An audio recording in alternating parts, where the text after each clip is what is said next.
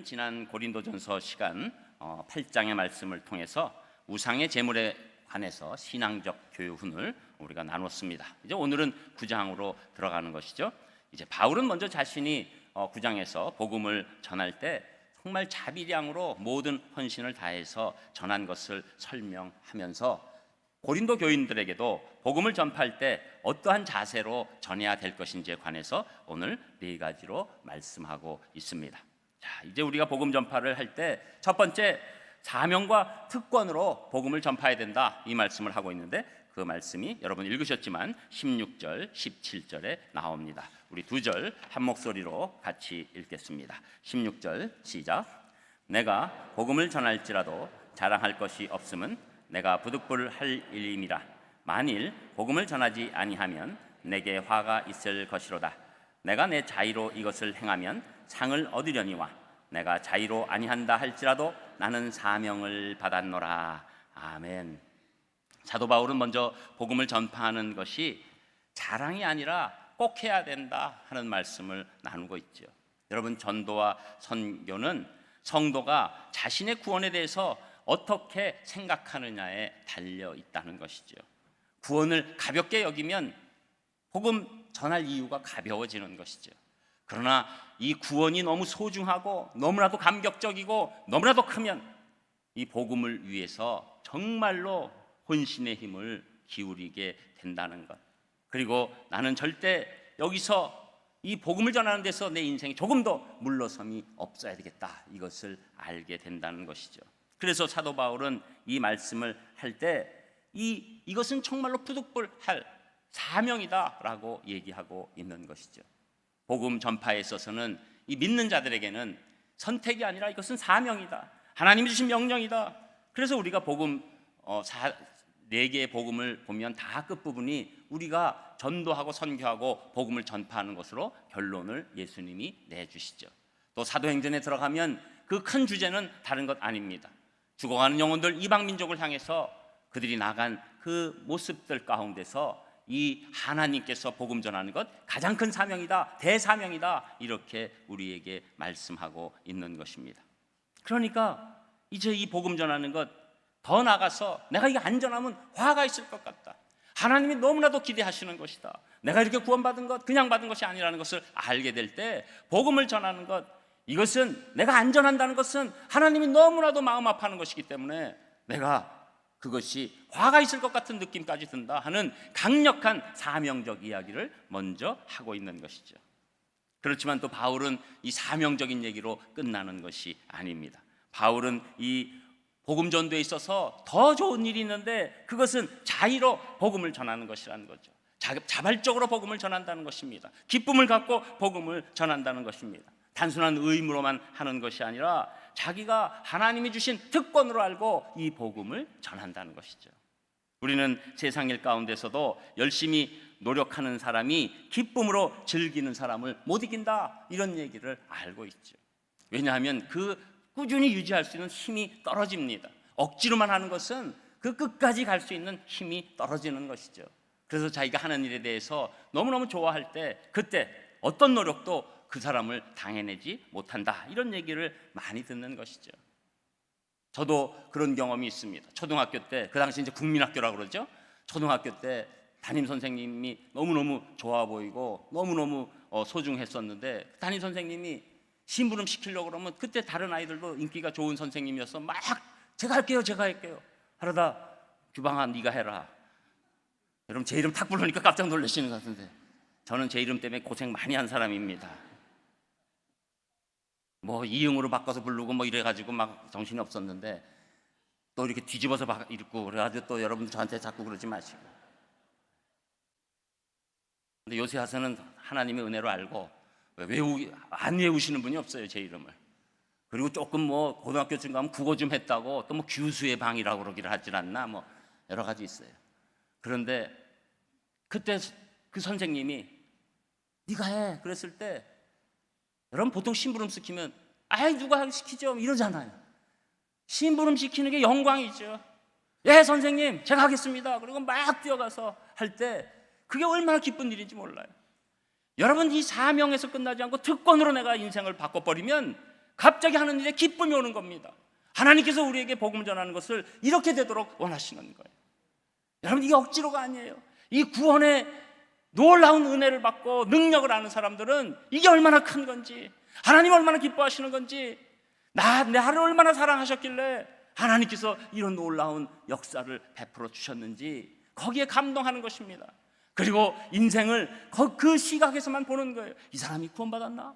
이 사람이 예수 그리스도의 십자가를 믿는가?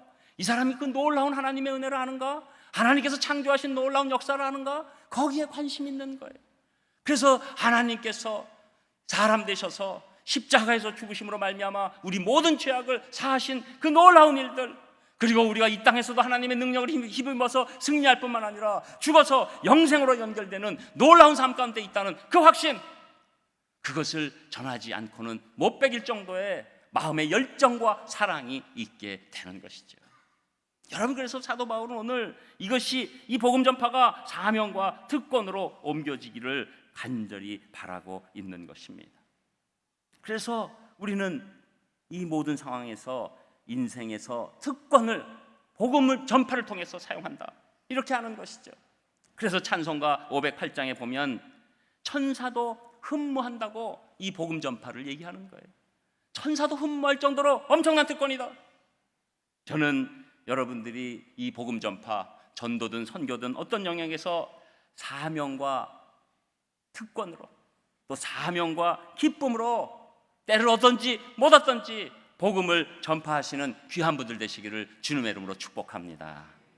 그리고 두 번째, 종의 자세로 복음을 전파하라, 이렇게 사도 바울이 말씀하고 있는데 그 말씀이 18절, 19절에 나옵니다. 우리 두 절 또 같이 읽겠습니다. 시작.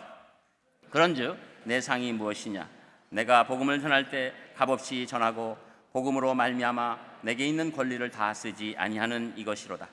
내가 모든 사람에게서 자유로우나 스스로 모든 사람에게 종이 된 것은 더 많은 사람을 얻고자 함이라. 아멘.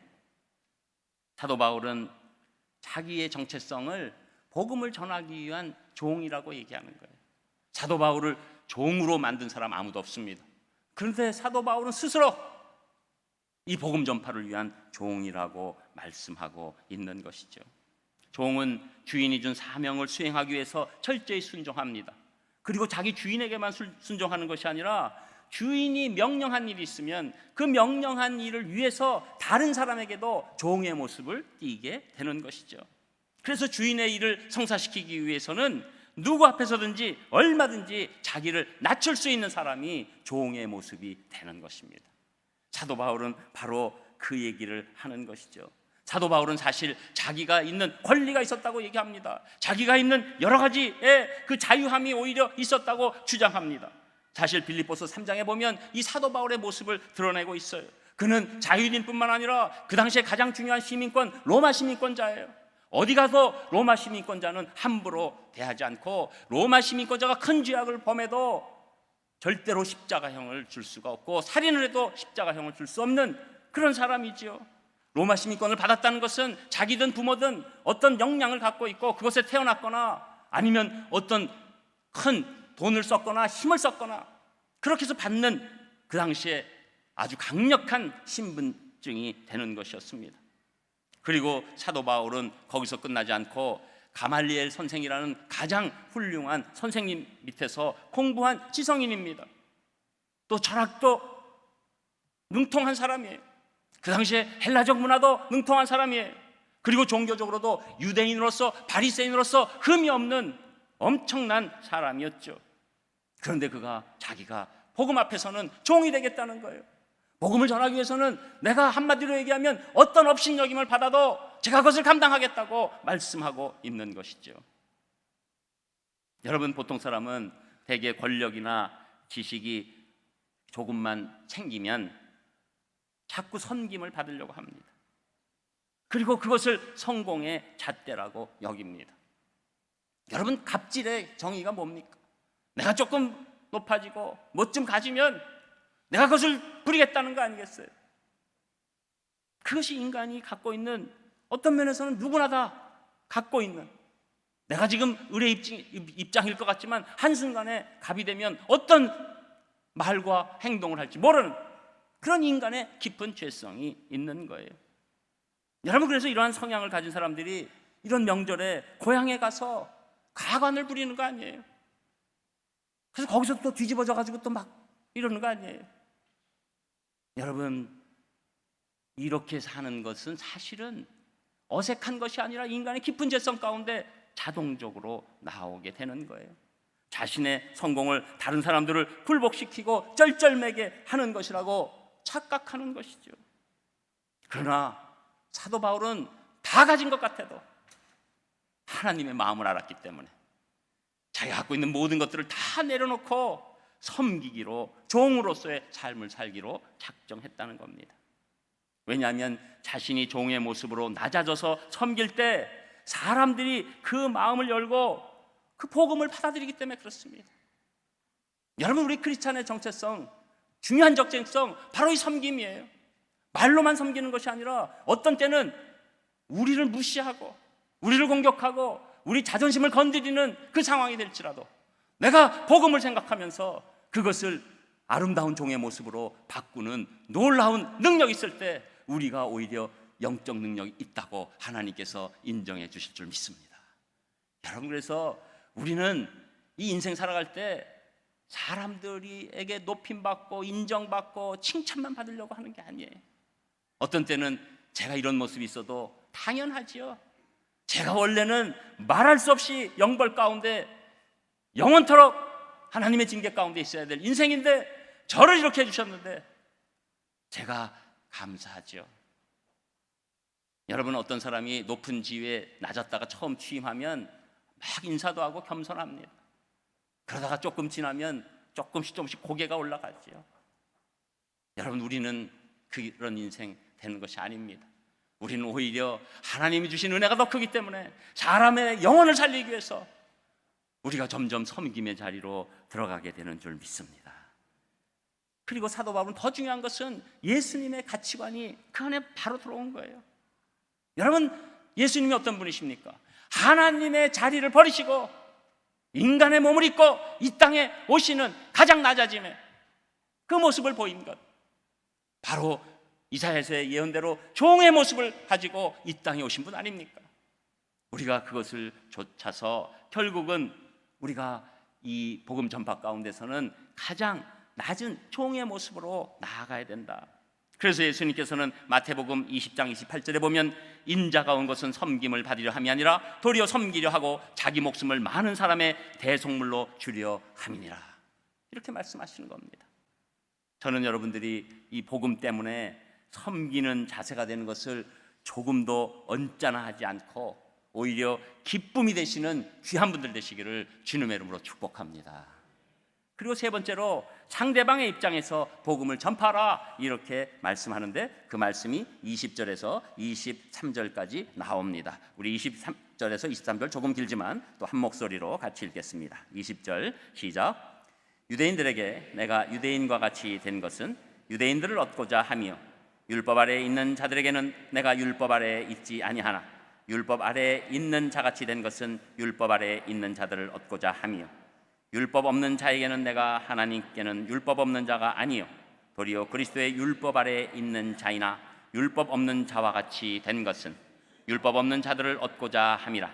약한 자들에게 내가 약한 자와 같이 된 것은 약한 자들을 얻고자 함이요 내가 여러 사람에게서 여러 모습이 된 것은 아무쪼록 몇 사람이라도 구원하고자 함이니 내가 복음을 위하여 모든 것을 행함은 복음에 참여하고자 함이라. 아멘.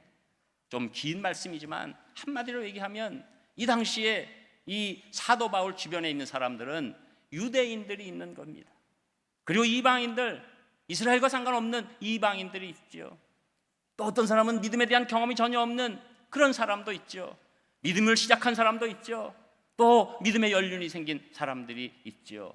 또 사도들처럼 깊이 들어간 그런 신앙인들이 있죠.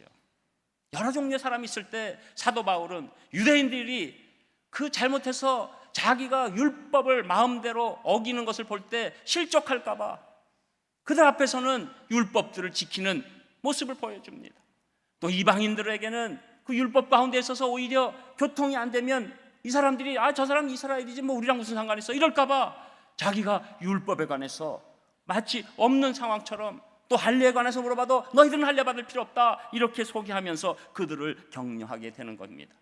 또 믿음이 새로 생긴 자들, 또 지난번 우리 시간에서 같이 말씀을 나눠서 잘 몰라서 우상에 관해서 두려움을 갖고 있는 아직 믿음이 여린 사람들을 향해서는 그 사람들에 대한 온전한 격려를 하게 되고 같이 나아가도록 인도하는 것이죠.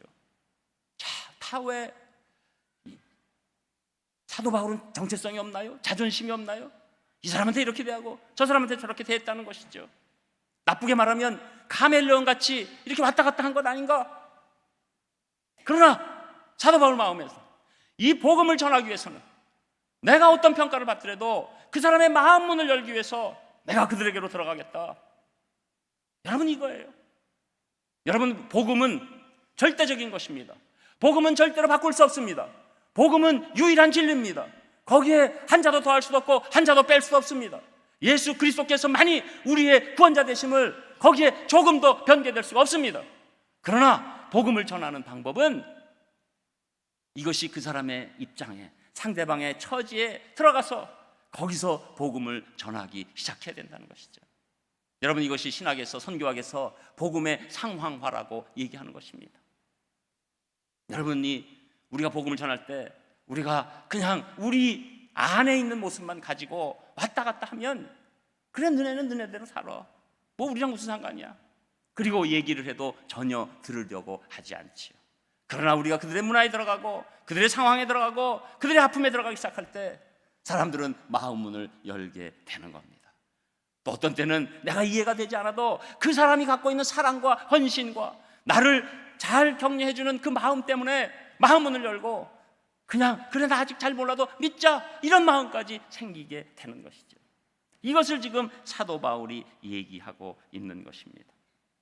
여러분, 우리가 복음을 전하는 것, 이것은 그들에게 들어가는 것입니다. 여러분, 선교가 무엇입니까? 먼저 그 나라에 들어가는 거예요. 그 나라에 이민 가서 사는 거예요. 산 다음에 그 다음에 그 민족이 인정할 때 그때 복음이 전해지는 것입니다. 여러분, 우리나라에 맨 처음에 오신 선교사님들은 다 구미에 이 코빼측한 분들 아니었어요? 그분들 와서 우리랑 하나 되기 위해서 밥 먹고 김치 먹고 한복 입고 거기서 끝냈습니까? 자기 성까지 바꾸고 이름 바꾸고 자기 자녀들 여기 살게 하고 지금까지도 있지 않습니까? 우리 나름대로 TV에서 보는 분 중에서 지금 세브란스 병원의 뭐 국제의료센터 소장이라는 그 이뇨한 박사님, 그런 분들 왜 여기 있습니까? 우리 안에 들어와서 우리랑 사는 정도가 아니라 자녀들 일찍 죽고 그런 엄청난 일 가운데서도 내가 이 복음이 너무 소중하니까 내가 이 조선 민족의 입장에 들어가서 내가 소중한 복음을 전파하기 위해서 내가 어떤 옷을 입어도 괜찮다, 내가 어떤 음식을 먹어도 괜찮다, 그런 마음으로 들어가게 된 것이죠. 여러분, 우리가 지금 맞이하고 있는 추석 명절이 대표적으로 우리가 이 복음의 상황화에 대해서 생각해 볼 시간이에요. 여러분, 우리는 제사에 관해서 여러분 막 여러 가지 생각이 있으실 수 있어요.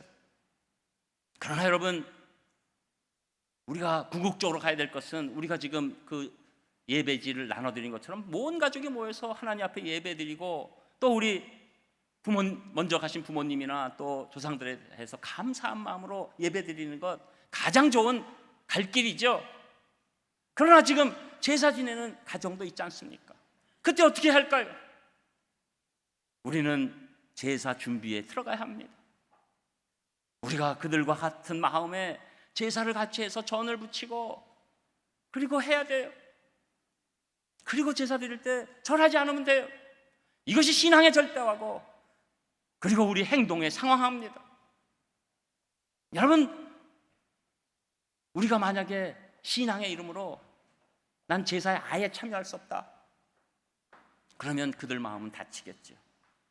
그러나 제사 준비하면서 음식을 만들고, 지난번 우리 우상제물은 아무것도 아니에요. 그러나 우리가 끝낼 수 없는 것, 그것은 제사 때 절할 수 없다. 왜냐하면 우리 조상이 거기 계신 게 아니기 때문에.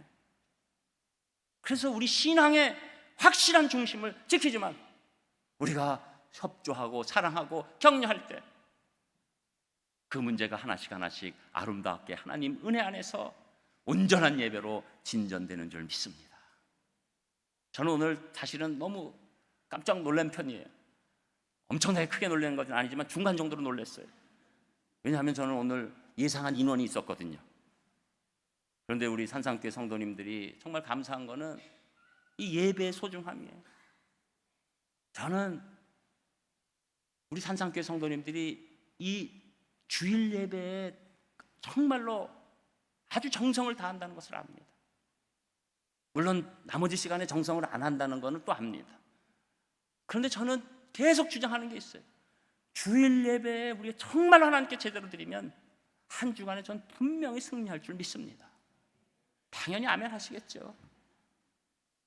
저는 교회가 여러분들을 붙잡고 늘어지는 장소가 되는 걸 원하지 않아요. 여러분에게 종교적인 예식에 익숙해지는 걸 원하지 않습니다. 여러분이 정말로 하나님을 높이는가? 하나님을 사랑하는가? 여러분이 정말로 하나님을 사랑하면 내가 제사에 관해서, 가족에 관해서 어떻게 생각해야 될 것인가? 여러분 종교적이 되면 내가 기독교인이 된 것을, 쉬는 것을 얼마든지 이용할 수 있어요. 난 제사 못 가. 직장에서도 야근이 있는데 수요 예배 저녁 때 있으면 나 예배 드리러 가야지. 당신들이 이래. 여러분, 우리는 하나님 앞에서 예배 드리는 줄 믿습니다. 우리는 하나님만 보고 신앙생활을 하는 줄 믿습니다.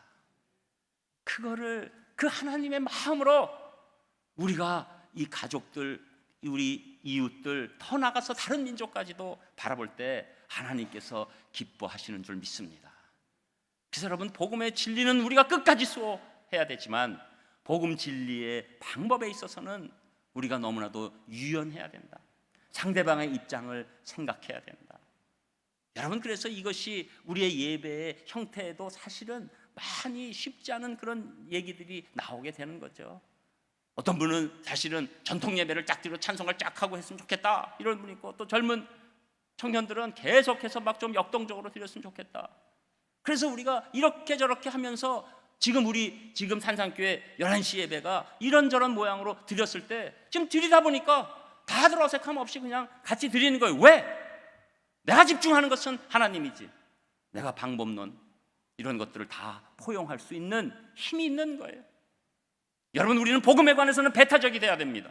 그러나 복음을 전하는 방법에 대해서는 완전히 포용적이 되는 놀라운 은혜가 임하는 교회가 될 때, 그런 성도들이 될 때 우리 온 다른 영혼들을 살려내는 줄 믿습니다. 그리고 끝으로 최선을 다해서 복음을 전파하라고 사도 바울이 말씀하고 있는데, 그 말씀이 24절에 나옵니다. 우리 24절 또 같이 읽겠습니다. 시작. 운동장에서 다름질하는 자들이 다 달릴지라도 오직 상을 받는 사람은 한 사람인 줄을 너희가 알지 못하느냐? 너희도 상을 받도록 이와 같이 다름질하라. 아멘. 지금 여기서 운동질이네. 네, 운동장에서 요새는 이게 들어왔다가 이게 나올 때 이게 이상해지는 현상이 있으니까 좀 이해해 주세요. 분명 입에 넣었는데 여기 흘려져 있고 그런 현상이 있으니까 이해해 주세요. 그런데 여러분, 이 운동장에서 다름질하는 자들이 이 상 하나 있는 걸로 알고 뛴다. 이건 1등만이 인정해 준다는 얘기가 아니라, 여러분, 운동하는 사람들 입장을 보면 압니다. 여러분, 오늘도 들어오시다가 보면 유신고등학교에서 우리 청소년 대표의 감독도 청소년 대표 감독으로 그분이 하고, 또 우리 선수들도 들어가고 최우선상 받고, 그거 절대 못 보셨죠? 들어오실 때. 네. 뭐 아무리 크게 붙여도 그런 일이 일어납니다. 그런데 여러분, 운동장에서 딱 나가면 당연히 그냥 대충 한 5등 정도 이런 선수가 어디 있습니까? 나가면 상 하나인 것처럼 가는 거죠. 이것은 1등만을 인정하겠다는 사도 바울의 얘기가 아니에요. 내가 하여튼 경기에 나가면 최선을 다한다. 내가 마치 1등 할 것처럼 뛰기 시작하겠다. 그것을 얘기하는 것이죠. 신앙생활 하면 다른 건 모르지만 복음 전파에 관해서는 내가 최선을 다하겠다. 복음 전파에 대해서 여러분들이 다 1등 할 수 없습니다. 그러나 우리가 다 최선을 다할 수 있어요. 내가 처해진 가족이 있습니다. 내가 처해진 직장 동료가 있습니다. 이웃이 있습니다. 친구가 있습니다. 그 영역은 아무도 건드릴 수 없어요. 그 영역은 이미 우리 인간관계가 다 있는 거기 때문에 아무도 쉽게 들어올 수가 없어요. 나만 할 수 있어요. 그리고 내가 그동안에 사랑으로 이 복음의 상황화를 알고 그들을 섬기기 시작했을 때, 마음문이 열렸을 때, 복음을 선포할 때, 내가 최선을 다해서 그들을 살리는 것을 할 때 놀랍게 일어나는 것이죠. 여러분, 추석은 엄밀히 말하면 추석 명절은 그동안에 우리 가족들이 어떻게 살아왔느냐의 결과예요. 여러분, 또 제가 이렇게 아까 말씀드린 거 오해하셔서 딴 때는 뭐 안 만나고 외면하다가 그날 막 저는 달 붙이고 그러다가 맨 끝에 예수님 믿어야죠, 안 믿으면 다 지옥 가고 죽고 뭐 이렇게 하시면 큰일 나는 겁니다. 그때 가가지고 여러분, 명절의 그 가정의 그 모든 모습은 이미 온 결과예요. 그러니까 우리가 보통 때 최선을 다하는 거죠. 어떤 때는 이거저거 다 따지보면 억울한 거예요. 소위 속에서 올라와서 이 인간이, 여러분, 추석 기간은 영적으로 굉장히 위험한 기간이라는 걸 아셔야 합니다. 여자분들은 이미 여기까지 올라와 있어요. 남자분들 조심하세요. 손이라도 지금 잡는 게 차라리 나을 거예요.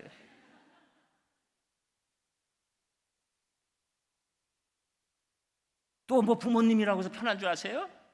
부모님도 얼마나 불편한데 또 와가지고 또 이상한 일 생기지 않을까?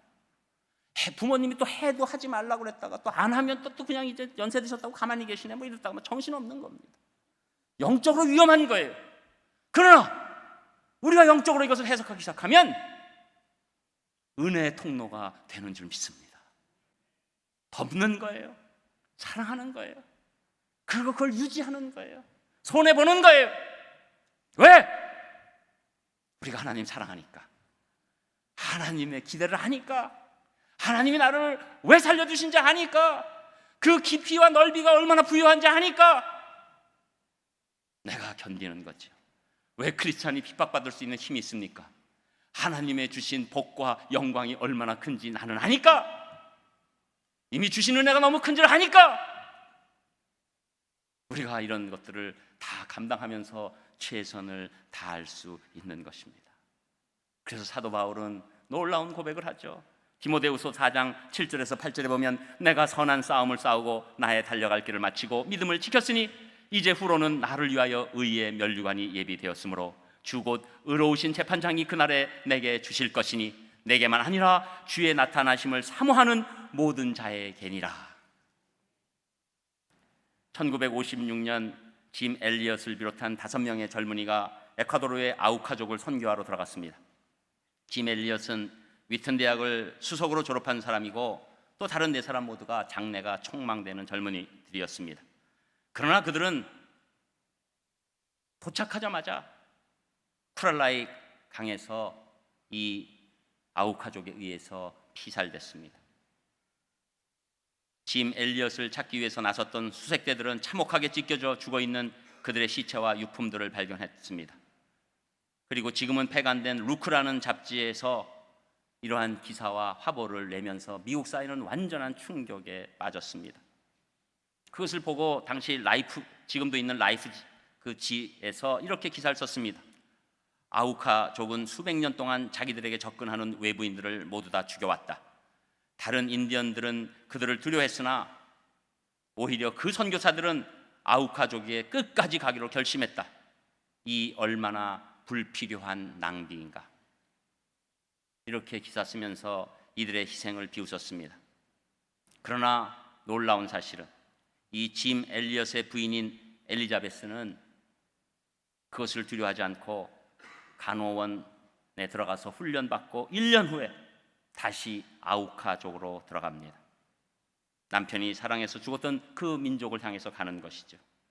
그런데 이 엘리자베스도 모르고 아무도 몰랐던 얘기예요. 이 아우카족은 남자는 죽이지만 여자는 죽이지 않는 거예요. 여자를 다치게 한 자는 비겁한 사람이다라는 게 완전히 문화 가운데 들어가 있는 것이죠. 그러나 이 엘리자베스는 그런 것도 모르고 자기도 곧 들어가면 순교하겠지. 그러나 훌륭한 남편의 유지를 따르고, 더 중요한 것은 나를 이렇게 사랑하신, 내 남편을 이렇게 사랑하신 그 하나님을 위해서 내가 이 땅에 뭘 연연할까 하고 들어가게 된 것입니다. 그리고 5년 동안 아름답게 놀라운 선교 사역을 펼치게 되는 것이죠. 이제 5년이 지나서 엘리자베스가 안식년으로 다시 돌아오게 됐을 때 추장이 너무 고마우니까 온 부족들을 모아놨습니다. 그리고 파티를 열었습니다. 자, 이제 가는 길이니 당신은 누구이고 우리를 위해서 이렇게 애써서 수고하는 이유를 말하고 가시오. 그때 엘리자베스는 이렇게 대답합니다. 나는 5년 전에 당신들이 죽은 그 남자의 아내입니다. 그러나 하나님의 사랑 때문에 여기에 오게 됐습니다. 아우카족은 너무 놀랬죠. 그리고 그 감동 가운데 이 아우카족이 다 크리스찬이 되고, 그날 목사로 헌신한 사람이 나와서 결국 목사로 그 부족을 이끌고 가게 됐습니다. 여러분, 이 짐 엘리엇의 죽음은 세상에서는 불필요한 낭비입니다. 그러나 천국에서는 하나님께서 이 부부의 그 아름다운 모습 가운데 지금 껴안고 계시면서 별처럼 빛나게 하는 거룩한 아름다움으로 바뀌어 있는 줄 믿습니다. 저는 우리가 복음 전파를 하나님의 마음을 알고 움직이시는 귀한 분들 되시기를 주님의 이름으로 축원합니다. 기도하겠습니다. 하나님, 감사를 드립니다. 저에게 이 귀한 명절 가운데서 진실로 하나님 마음을 드리는 일이 무엇인가 생각할 때 겸손함으로 사랑함으로 복음 전하는 일임을 압니다. 저희들 그렇게 될 수 있도록 인도하여 주시옵소서. 예수님 이름으로 기도합니다. 아멘.